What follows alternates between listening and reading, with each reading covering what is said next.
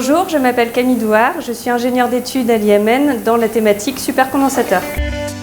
J'ai fait une classe préparatoire, ensuite j'ai intégré une école d'ingénieur, Polytech Nantes, en spécialité sciences des matériaux. En 2015, j'ai eu l'opportunité de passer un concours pour devenir ingénieur d'études à l'IMN sur la partie stockage de l'énergie. Les thématiques sur lesquelles je travaille sont essentiellement orientées vers les supercondensateurs et dispositifs de puissance, essentiellement en milieu aqueux. L'intérêt de travailler en milieu aqueux, c'est notamment une question de sécurité. Les électrolytes aqueux sont non inflammables. Le stockage de l'énergie fait partie des futures avancées qu'il faut améliorer pour la planète et devient de plus en plus importante pour l'avenir. Donc ça nous donne l'opportunité d'avoir des sujets de recherche très variés et de travailler également avec différents interlocuteurs, notamment dans le cadre du RSE, mais aussi différents acteurs industriels. J'ai notamment travaillé avec la plateforme de prototypage de Amiens pour développer des prototypes en milieu aqueux. Je travaille aussi en collaboration notamment avec le synchrotron Soleil.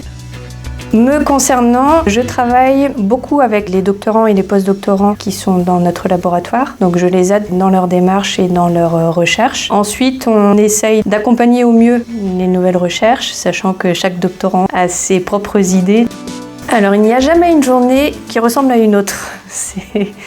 On a toujours des petits challenges, donc que ça soit une demande d'un doctorant ou une manip qui n'a pas fonctionné comme on le voulait ou des idées qui nous sortent de la tête. Donc ça, c'est intéressant dans ce métier-là. Ce qui est bien aussi, c'est de voir tous ces doctorants qui sont contents une fois qu'ils arrivent au bout de leurs 3 ans. C'est vrai qu'ici, on n'est pas une grosse équipe. On est assez soudés entre nous et on s'entraide. Il y a beaucoup d'entraide aussi entre les doctorants et les post-doctorants. Et c'est vrai qu'on a aussi plusieurs nationalités, donc ça enrichit les relations au sein du laboratoire. Depuis ces dernières années, là, on a beaucoup de doctorants et de stagiaires aussi qui viennent du MESC, donc le master qui est réalisé à Amiens. Et il y en a même certains avec qui on garde des contacts alors qu'ils ont déjà passé leur soutenance de thèse. Donc ça permet de garder un réseau.